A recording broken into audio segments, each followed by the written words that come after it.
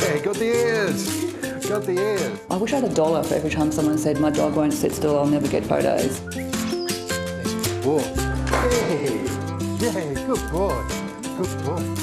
I think we've photographed over 8,000 pets now since we started. So there isn't one personality we haven't seen. Whoa, good one, mate. That was a good one.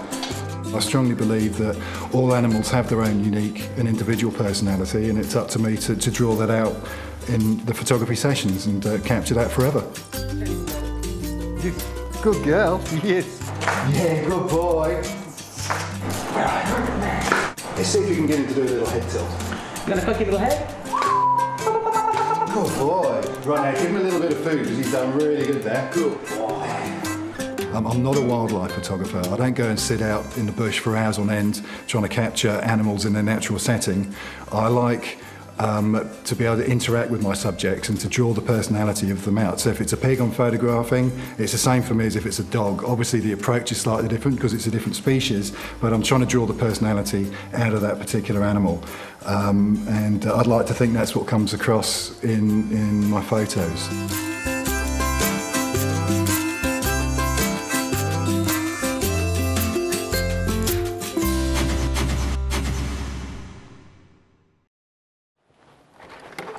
G'day Ben, how you doing? How are you? Really good. I'm looking forward to meeting these fellas. Let's have a look at him. How's he feeling today? What kind of mood? Oh, he's a bit grumpy. Well, I'll just get you to just settle him down on here and maybe just stay with him for a little bit, just while he settles in for a while.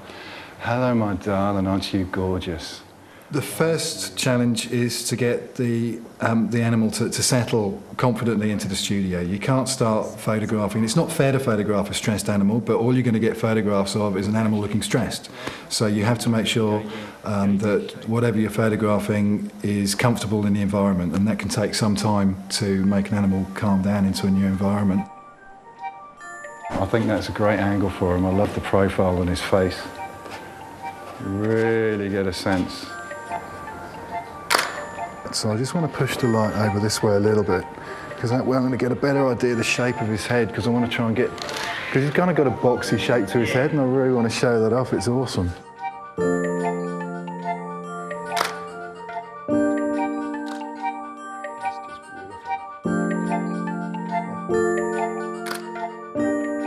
There's two reasons I use black and a lot, and that is one, because I love contrasty, dramatic photos, and you can create great contrast on a black background. It's just absolutely wonderful. The other reason is because I didn't really want complicated backgrounds that kind of take away from the animal.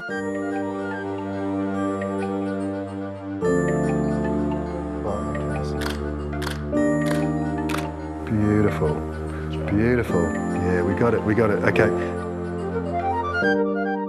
I also love the white background for certain animals, and for example, if I have a white animal come in, I'd put them up against a white background because it's kind of the opposite of the black background for a black dog, and you can merge them into the background, you can highlight them from the background, and you can get some wonderful looking images that way.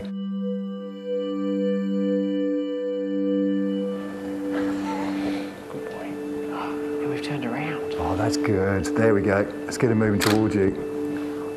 Awesome. One thing I will say about working with animals, you've always got to have a plan before you I mean, all photographers will have a plan for how they're going to get a photo. And, you know, most photographers will have a backup plan and a plan C as well. But when you're working with animals, you've got to have plan A, B, C, D, E, F, G, you know, almost through the alphabet.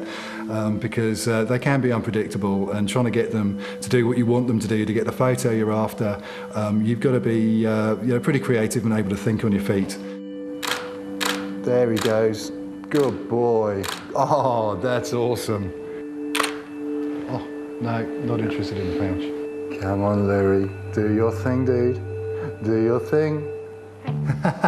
Well, today was a little bit different, having so many people in the studio, and if we're looking at the squirrel glider, we were trying to motivate him with food, but I hope I'm not going to upset Ben, who is his dad and brought him in for us today, but he's a little bit lazy and he doesn't always want to do what he wants to do for food. He was far more interested in Sean, your cameraman.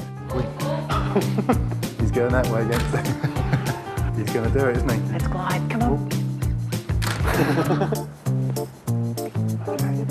Dude. Go on. Gotcha. Good job. Gotcha. All right, man, just a little bit. Wait till we say go. He's going to do it his way, not our way. And he doesn't care for the dates anymore. No. Here he comes. Gotcha. Beautiful. Awesome. We got it.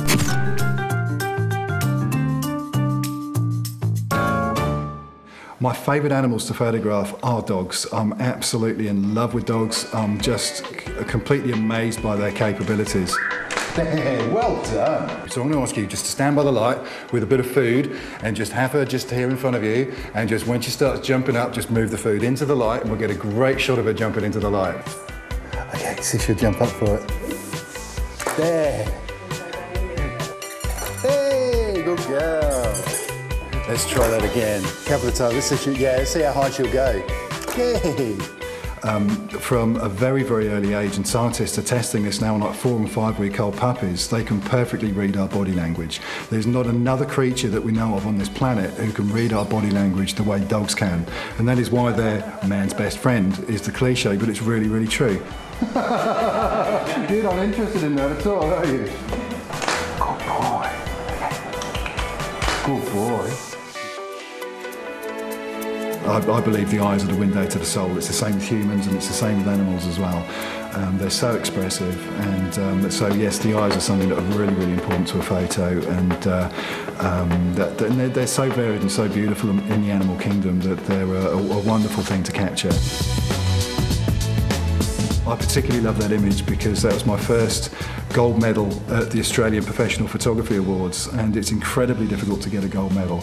I've been working towards that for the last 6 or 7 years, and to finally achieve it was a real milestone for me. And it was so much fun just having this beautiful pup in here, shaking this water off, and the water going absolutely everywhere. Everything got soaked. It took quite a long time to clear up. Come on. Can you get that claw up? He loves the challenge. He loves and gets a lot of joy from clients when they say, "You really captured my baby's personality." We both get a lot of joy out of that. So, yeah, he's just really dedicated. I really respect and admire that about him. Actually, I love him because he's my husband. Gotcha. Brilliant. That's great. Well, Ben. Good stuff. Awesome. And back to bed. Happy photographer.